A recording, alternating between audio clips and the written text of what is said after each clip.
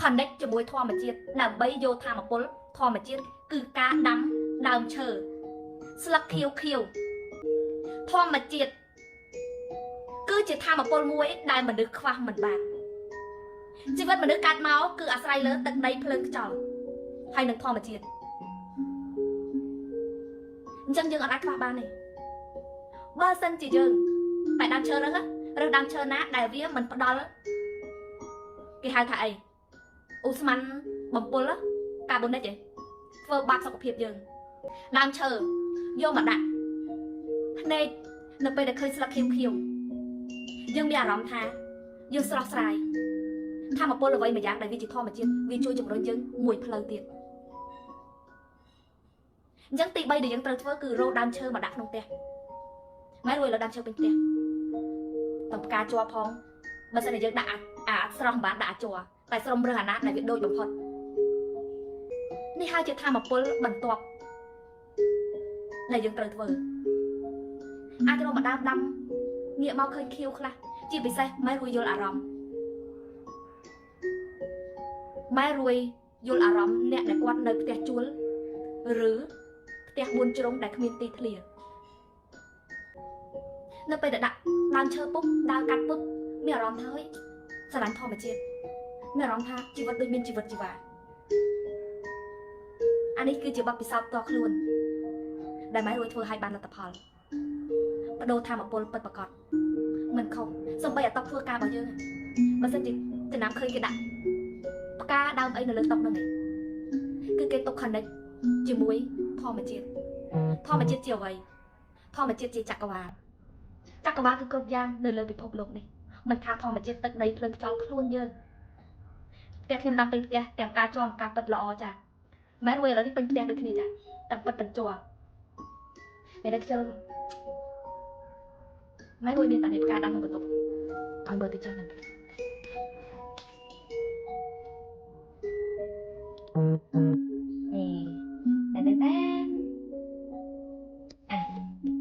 អត់ទាន់បានយកមកខែទៀតអានេះដើមលុយកូនដាំកូនឫស្សីមួយថោនៅក្នុងបន្ទប់ត្រូវទៅឆែកទៀតណាកូនថាដើមឈើមួយហ្នឹងវាឲ្យផិតភ័យវាឲ្យភ័យឲ្យអីគេហៅថាទោសដល់យើងអត់តែដើមនេះបែរមួយទៅមើលហើយនេះដើមនេះគឺដាំក្នុងបន្ទប់បាន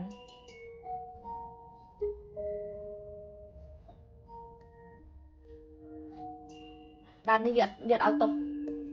អានេះបងកន្លែងបាយណាកដោអនុស្សាវរីយ៍កូនឲ្យនឹងការសន្សំវត្ថុអនុស្សាវរីយ៍នៃការដើរលេងកន្លែងនីមួយអានេះកង្ហារឃើញទេបន្ទប់ម៉ែគឺមានតែស្លាកសញ្ញាក្តោបវិញ្ញាណដើម្បីឲ្យម៉ែមានអារម្មណ៍ស្ដុកស្ដំម៉ែមានអារម្មណ៍ជឿជាក់ថាចក្រវាឡគឺនៅជុំវិញខ្លួនយើងហើយគឺគេឧបត្ថម្ភយើងរហូតអានេះទៅ Disneyland អានេះទៅហុងកុងអានេះទៅថៃទៅហុងកុងនេះ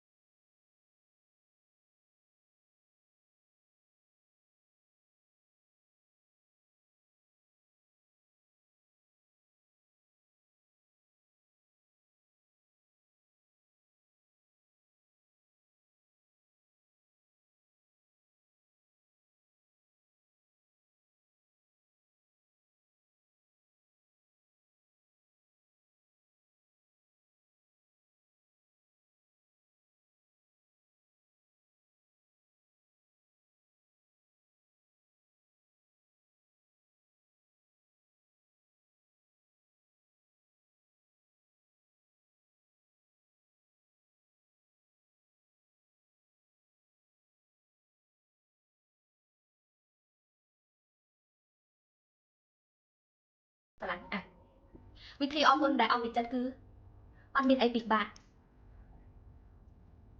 ទី1គឺអ្វីឧបមាកាលម៉ែរួយនៅផ្ទះតោមានតែនេះដែលម៉ែរួយមកអរគុណដំបងក៏អត់ស៊ីនដែរតែដឹងម៉ែធ្វើមិនដល់កូនបើសិនជាយើងចង់ឲ្យយើងដល់គុណអស់ពីចិត្តនៅអ្វីដែលយើងកំពុងមានចូលកូនគិតថាចុះបើយើងមិនមានវាតែជីវិតយើងទៅជាយ៉ាងណាអរគុណកៅភ្នែកដែលថ្លាមុខមាត់ដែលអាចមើលគ្រប់យ៉ាងឃើញហើយអត់ហ្វីនចុះបើអញគ្មានវាហ៎ចុះបើគ្មានកៅភ្នែកនឹងបង្កើតមកខ្វាក់តើអ្នកឯងគិតមិនអ្នកឯងនឹងដឹងគុណពីតម្លៃរបស់វានៅពេលដែលយើងចុះបើយើងគ្មានវាតើយើងទៅជាយ៉ាងណាតើយើងអាចមើលពិភពលោកនេះឃើញទេអាចមើលឃើញទេចឹងសួរថាគ្រាន់តែពាក្យប៉ុណ្ណឹងមកសួរថាអូហូវាមហាដឹងគុណវាមហាសែនជ្រួតជ្រាបវាមហាសែនមហាដឹងគុណម៉ែដឹងគុណឪដឹងគុណគូក្បាលអរគុណចុះបើអ្នកអត់មានមិនអត់មានគូក្បាលកើតមកគូក្បាលមិនគ្រប់ទឹកតើយើងអាចមានសតិបញ្ញារស់នៅបានទេកើតជាមនុស្សគេហៅថាលប់លើហើយចឹងអ្នកណាកើតមកអត់មានអីចំមកដកដង្ហើមតាមមាត់គ្មានដៃគ្មានជើងគ្មានសក់តងោល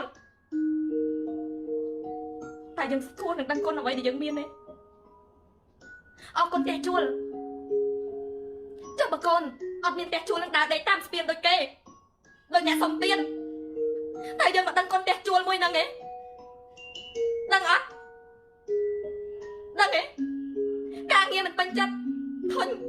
ចុះបើអត់មានការងារនឹងអត់មានអីស៊ីដើរសុំទានគេជាមនុស្សអត់មានការងារធ្វើតែអារម្មណ៍បែបម៉េចអានេះហើយគឺជាអ្វីដែលម៉ែរួយធ្វើនៅពេលដែលអរគុណម្ដងវាជ្រួតជ្រាបពេញអោរ៉ាវាជ្រួតចេញពីកៅអៅបេះដូងវាអរគុណអស់ពីចិត្តអរគុណជីវភាពថ្ងៃហ្នឹងអរគុណអីដូចតំណាងចែកចាយចឹងដែលគាត់បដូរដោយសារក្រុមហ៊ុនរួយសួរថាបើសិនជាគាត់មិនមានក្រុមហ៊ុនរួយតែគាត់អាចមានលុយមានផ្ទះមានឡានដូចរាល់ថ្ងៃទេ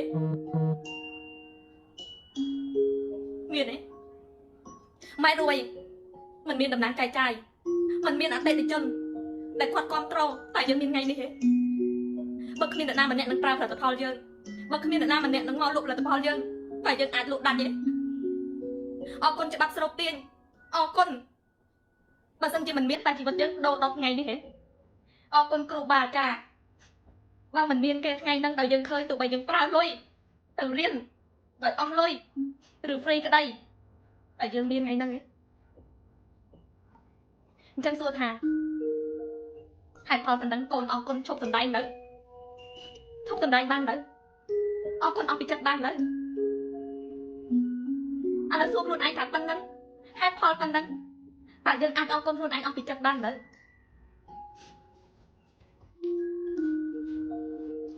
ម៉ែរួចធ្វើពេលណាទឹកភ្នែកក្តុកក្តួលមិនមានយំដោយសារការទុកតែយំចេញពីអារម្មណ៍ដែលរំភើបដែលយើងអរគុណជីវិតដែលខ្ញុំមានរាល់ថ្ងៃអានេះសម្រាប់អ្នកដែលគាត់ធ្វើមិនបានធ្វើមិនចេញគាត់មិនដឹងចាប់ផ្ដើមពីយ៉ាងណាវិធីមួយនេះជួយគាត់បានជួយបានយ៉ាងពិតប្រាកដតែបន្ទាប់ពីអរគុណបន្ទាប់ពីទៅអរគុណហើយអរគុណទៅមុនទៀតនៅអ្វីដែលយើងចង់បានដូចម៉ែអ្នកណាបានទៅសិក្ខាសាលាអាចអ្នកអត់មានដឹងអរគុណអនាគតទៅខាងដែលយើងនឹងទទួលបានវាអរគុណផ្ទះជួលអរគុណលុយក្នុងហោប៉ាអរគុណអនាគតថ្មីដែលវានឹងកើតឡើងដោយម៉ែរួយឡាយនេះដោះកូនសោកូនច្រើនព្រោះម៉ែដឹងថាមនុស្សយើងមិនងាយទេ